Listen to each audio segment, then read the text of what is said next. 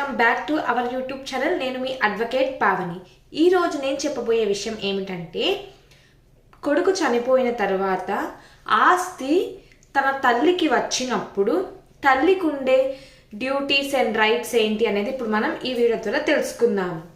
So తల్లి తన మొదటి కొడుకు చనిపోయాడు కాబట్టి ఆస్తి అనేది తల్లికి వచ్చింది.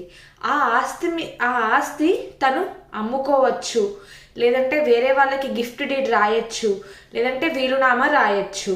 తనకి ఈ హక్కులు అనేవి ఉన్నాయి. ఒకవేళ ఆ తల్లి చనిపోతే ఈ ఆస్తి మరలా తనకు పుట్టిన సంతానమైన ముగ్గురికి కొడుకులకు వస్తుంది. అంటే రెండో కొడుకు, మూడో కొడుకు మరియు పెద్ద కొడుకు చనిపోయాడు కాబట్టి పెద్ద కొడుకు యొక్క పిల్లలు ఎవరైతే ఇద్దరు కూతుర్లు ఉన్నారో వాళ్ళకి వస్తుంది.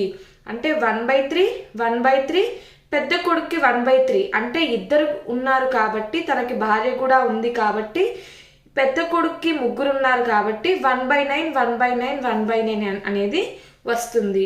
ఒకవేళ ఆమె వీలునామా కనుక రాస్తే ఆ వీలునామాలో ఎవరి పేరు ఉందో వారికే ఈ ఆస్తి అనేది చెల్లుతుంది. ఇలాంటి మరిన్ని లీగల్ వీడియోస్ కోసం ఛానల్ వెంటనే సబ్స్క్రైబ్ చేసుకోండి.